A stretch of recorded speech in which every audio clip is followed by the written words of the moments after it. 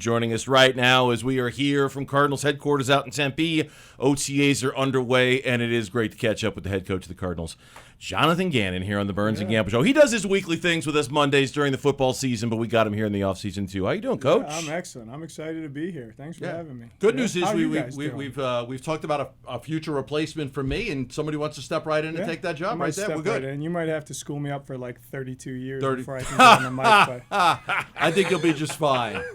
Burnsy, you might be rolling solo for a long time before I can get prepped up and ready to go. Seriously, up to speed. The door could not be more open for you to come in and co-host a show with me 1 day, 1 week, 1 month, 1 year, one lifetime, dude. Whatever you want. You got a good personality. You'd be good at this stuff. I'm not made for TV and radio. No.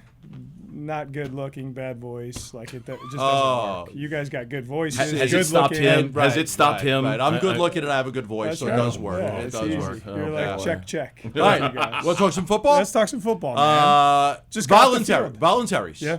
How's the turnout? Good, really good. Yeah, we got some guys in and out that I told the media today. I said they know it's voluntary. They know what they need to do to get ready to play. They know that they're all competing for their roles. And the communication has been great. So it's really pleased with where we're at right now. And everybody's working hard, man. What's the difference between this and like training camp? What do you hope to accomplish in these sessions? You know, I think we're just this is really, to me, a stepping stone going into training camp. So, you know, we evaluate everything. Obviously, we're looking for guys to improve, make mistakes, fix their mistakes, get better, develop routines, get, I would say 101, 201 with our systems and how we do things. But 301, 401, the master's class really starts in training camp, and you're really ramping up, competing for your role. Roles start to get defined, get ready to go play a game. But right now, I'm really pleased with where we're at. It's just 1 day on the grass, but it was good. For you, and I was in on your media session earlier, if a guy's not going to be here, it's just kind of just let me know you're not going to be here. Correct. Mostly, I mean, I always say, like, obviously I want everybody here, but, life does happen. Guys are in different stages of where they're at. And I trust everybody to do what's best for them as it relates to being the best they can be for the team come training camp. You've got a lot of guys who have been here a while. You've got a lot of guys who have not been here a while. Does everybody start one level, same spot moving forward, or other guys, like in terms of how you teach, what you're coaching? Yeah. Like, does everything ground zero start from the beginning, or are you starting guys somewhere later on the curve? It's kind of the cool thing about coaching now. We start ground zero. That's a great point. Like, and certain guys, you always, if I always say about like position coaches, like you have really elite mental guys, and you got guys that are maybe not behind, just haven't heard it, this and that, and you got to coach to everybody in the room. So that elite guy is getting things, because if you just coach to this level with a guy that's never heard anything, this guy's not getting any better. So you got to kind of feel the room where it's at. You got to have a little bit of joie de vivre, which doesn't mean how I use the phrase. I think it means joy of life. What I mean is like instincts. You got to have some instincts when you're coaching in the room to make sure that everybody is progressing. But everybody's at different stages of their career. Their learning curves are all different. But we start day one, ground zero. Hey, this is how we do things from a team standpoint, from a unit, all three phases, from the position rooms. It all starts from ground zero, and we give everybody everything. When you look at what you may change offensively, defensively, year by year, is it minimal? Do you change a lot? Yeah. Your offensive playbook, your defensive schemes, how much do you change in the offseason? Changes. It does, and I think it's predicated on who you have, who you lining up with, and then who you're playing, but that's why I love the offseason, because we got a couple new coaches from college, and I think they were like wide-eyed with the amount of time that they are afforded to study and learn and grow and poke holes in things and brainstorm and be creative.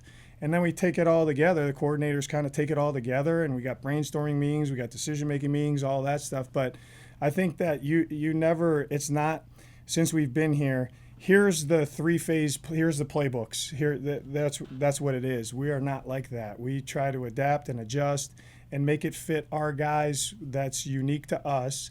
And then the second piece of that is when your game planning is what's unique to the opponent you're playing. So that's how we do things here, and I think it keeps the players engaged, because it's not. And now certain things they hear multiple times from me and from the coordinators, but there's we put some new sauce on everything. You have been steadfast in your belief that Kyler Murray's an elite quarterback. We've been waiting 7-8 years to try to get him over the hump, get him that first playoff win that he doesn't have. What does he need to do differently? I mean, outside of the surroundings and the team being better and all of that stuff, I get that. What jump do you want to see him make? I think play to his level consistently. Yep. That's what I would say. Yeah. And because when he plays to his level, it's elite. I firmly believe that. But it's not enough right now, right? No, I think it is enough when he plays to his level. I think what I'm looking for him of 17 games plus however many more is, can you play at that level all the time? And it takes physical stamina, it takes mental stamina, it takes competitive stamina, I call it, which he has all that. So he has another go at it this year, and I want to see it. And where is he? How close is he? Is he missing it by 3, 4, 5, 6 games? I think he's pretty close. You think he's really close to being consistent week in, week out? I do. Jonathan Gannon is our guest here on the Burns Gambo show for OTAs. Along those lines, looking at your roster from the outside looking in, a lot of year one guys going into year two, and you've talked a lot about making that jump and the leap that guys are going to make. Are you on that scale? Are they all ready to make that jump? I mean, are there different guys who are closer to making the bigger jump? And you don't need to name names unless you want to, but you know what I mean? Like, are they all at the same spot in their curve, or are they in different locations? That's a good question. They're in different locations, all of them, because they all have a different first year. You know what I mean? But I think that the continuity in all three phases, and then the ability to take what they did last year, learn and grow from it to take the next steps that are needed for them to become the players that they want to be, to hit their ceiling, I would say. I think they're all right there. When opportunity knocks, you got to seize it. You know what I mean? Because everybody's going to be, D-Rob's going to be different than Trey Benson's, going to be different than Zay Weaver's, going to be different from Tip. You know, they all have different roles on a team. But when that opportunity comes, you got to seize it, and I think our guys are excited about that and ready to take the jump. Based off of your roster, are there guys that you need to be more ready to make that jump into year two? Yeah, I think all of them. Okay. I think we need all of them to make that jump. And why I say that is if you have a jersey on game day, you have to serve a purpose, and you have to help the team win. So what I'm talking, it doesn't matter, Marvin playing 65 plays, Max Melton playing, a game, Max Melton playing, let's call it 35 a game. Like, if he's going to play more, he's got to be ready to take the jump. If D-Rob's going to play more, if Zay Weaver, if Tip's going to, all those guys, right? I'm listing off the guys, Isaiah Adams, probably he's competing to be a full-time starter at guard, not just plug and play he's got to make the jump if we want to go where we want to go. So I'm counting on all of them, and they need to, all of them. I'm not sure what the future was for Sean Murphy-Bunting even this year with you guys. But without him, I do know you got a very, very young cornerback room. I think everybody's under the age of 25. A lot of talent there, though. I think Max is going to be great. I really do. I like Max.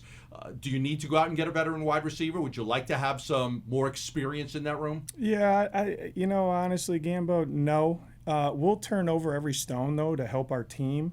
I feel really good about where that room is at with the guys that are coming back and the new guys added.